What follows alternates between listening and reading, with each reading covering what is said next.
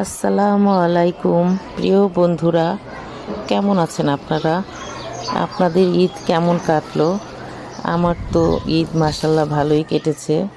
তো ঈদের 3 দিন পর আমি চলে আসলাম আমার প্রিয় আম বাগানে আরও কিছু আম পেড়ে নেওয়ার জন্য।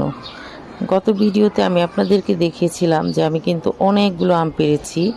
সেই আমগুলো আমি অনেক পদের আচার বানিয়েছি, আমার কয়েকজন ভাড়াটিয়াদের দিয়েছি, তারপরে আমার কিছু বান্ধবীদেরকেও দিয়েছিলাম এবং কিছু আম আমি ঘরে রেখে দিয়েছিলাম।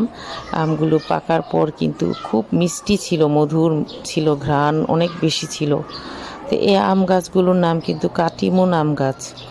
তো যাই হোক, আমার হাজব্যান্ড আর আমি আজকে কিছু আম লাল লাল হয়ে গিয়েছে, হালকা লাল হয়েছে গাছ পাকনা, কিছু আম পেড়ে ফেলতেছি, আর কিছু আম আমরা রেখে দিব যেগুলো এখনও বড় হয়নি ঠিক মতো।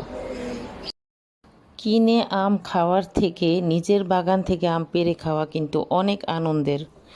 যাই হোক, আজকে এই পর্যন্তই। সবাই ভালো থাকবেন। পরবর্তীতে আবার যখন বাকি আম পাড়তে আসবো আপনাদেরকে অবশ্যই ভিডিও দিব। আল্লাহ হাফেজ।